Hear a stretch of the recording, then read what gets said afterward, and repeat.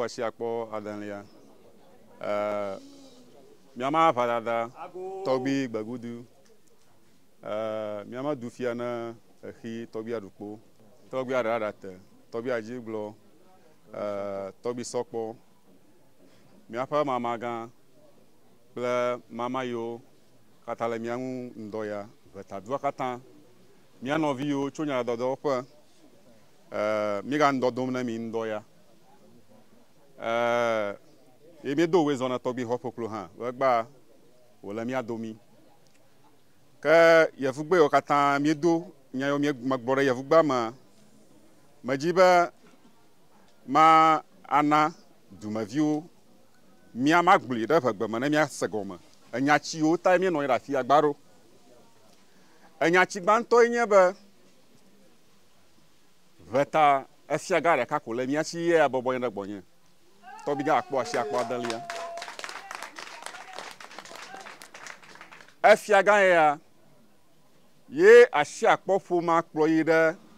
veti ba novia veti ya kple novia bubu arewo ayo wo veti na voa ye foma kata da shire jibe nodo ava Torgbuiga Akpo Ashiakpor adalia veta traditional area fiagane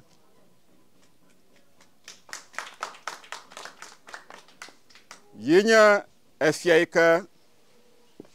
Wodonami le efe akpe blave wiandreme eye ya mienwia fomfia wo kwede Ghana kata pe fia habobo domi oyo domi toreka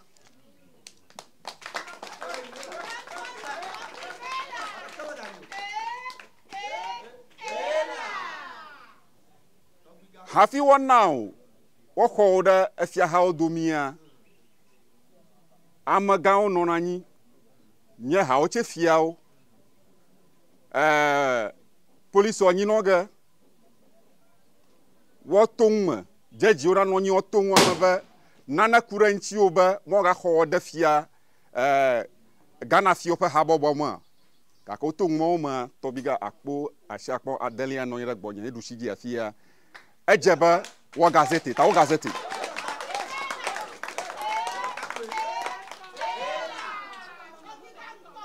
ta egba na made adona Torgbui Ashiagbor Torgbui esru Johnny Via ple ni William o ple ni Dumaga Katinka o ple ma gangaro gbogbomba efiagama le yoshi wo meji mi na veta ona nya gba ba fiagala miashi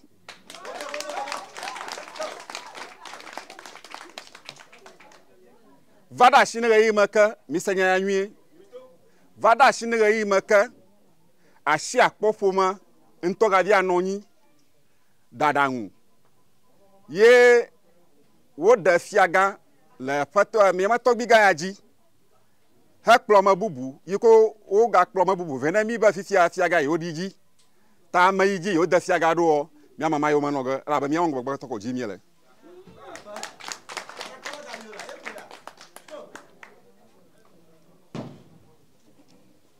susumata na ma da gbogbomba egba ye khu fiaga te fe no dore wowom ba ye fiaga te fe dore woma madeke dumaviareke maga ko bubuna amama de nkwa yo mo na rokitaw mi asida nama maga yijia abada la miashi abada gbagudu ya no yere nyami akpaji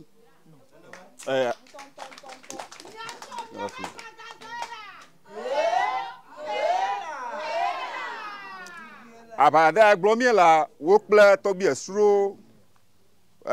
wo kpenya da abada yata miama yo no ya nyama na mia wo yire koture nyata le 1999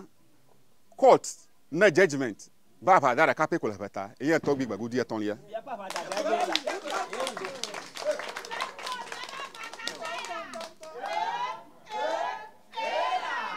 meji ba duma vi onasi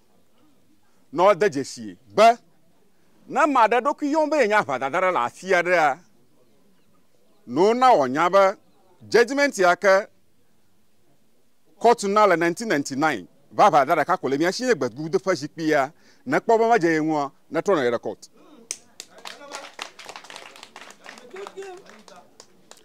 atolia do shifia ga da ka pe kole mi ashi ya ngufu na mi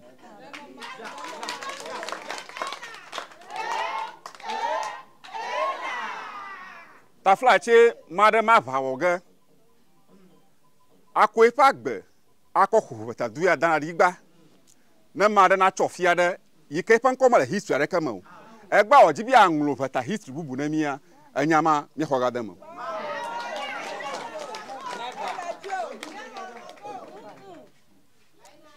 gakpiro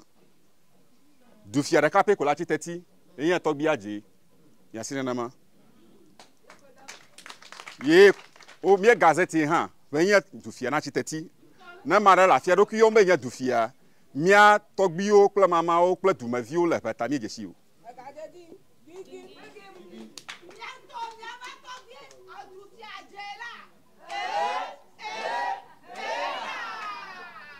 gakpiro dufia de kape ko la depo ye nya togbi adala date enelia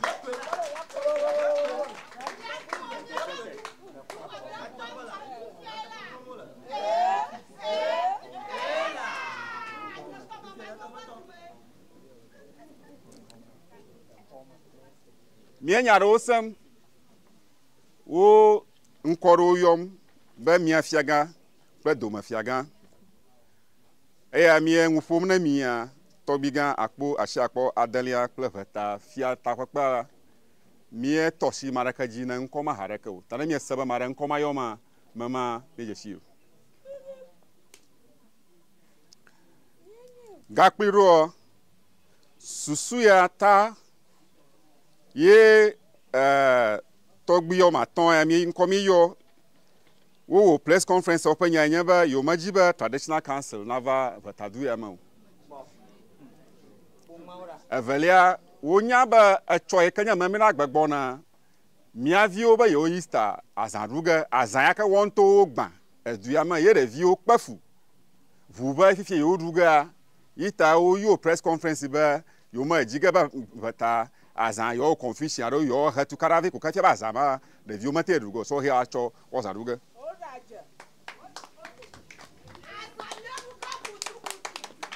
la traditional council nyama na dure Ashiakpor traditional council da da onya na duma view kata ala ba traditional council egoma kwenye ba fifia vetanya kata e ka jola veta miega etochoga achomu acholifo Ashiagbor vetanya le adububu ma ye bloga la veta susuma tai Torgbuiga Akpo Ashiakpor langona veta fia habobo ba mi machina ka traditional council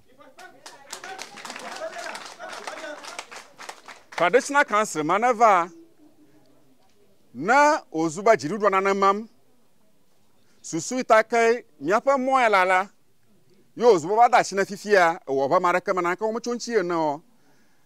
traditional council mano mashia yitai ala bagba na ozuba na wo na maga jirudo na maga ayi gara anlo wo ha lo to hoga na da chianya afiodon ku fata oji no na mi councilor mi o ha mi atia yo minister ba minister egba vana na akpo mi afa mora yika wonyaba council mi ashi yika ba register na mi ashi na mi afa nwochuo wo tia yira juru agbo direct yika ma zo maraka ji osusuma ta mi councilor komodo ta na ozuba Torgbuiga be ya eji fata pa nyonyo ya ji fata pa ngo yi yo kwakle mado odrewom yo ba susuma ta council ka kpere duanchi ye minister ye nka ye ba minister yo automatum na me ba minister makpomo no na mi council o katia mama adumalai na daje shire na ma megasi ba Torgbui Ashiagbor ye kanya Johnny William ye kanya sruwa o kple Torgbuiga kple ya nye ŋutɔ le afia o kple mi ɖe court o kple Torgbuiga ɖo yi ɖe court Torgbuiga le afi o kple yi ɖe court zegbe 14 nyanya kplɔ mi ɖe court eve evelia mi vi aɖudzi mi ɖudzi efea wo do nye 2000 Ghana cedis 5000 wo yɔ gake wo vli ʋua 2000 wo do ne ava ɖe asi ne fifia egbe be me fa hege nenema ko le ma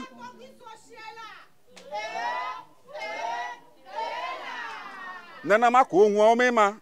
no tɔfiwo be yo ɖe court no tɔfiwo ɖe court gake yo nye mo vi adziɖum wo ta fifia wo dzi be yo ŋutɔ yo tro yo ɖokui azu court asɔn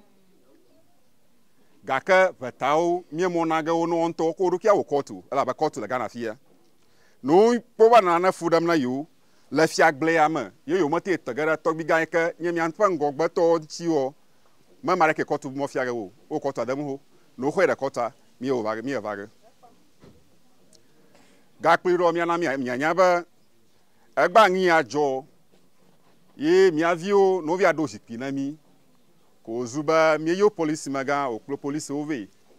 gake o yi ɖe ɖeviwo le zikpi ɖoƒe ye Ashiagbor kple su kple eƒe adzogliwo via kplɔ be ʋetadoa me ŋdi va ɖe aŋekpe kple yi amewo me koto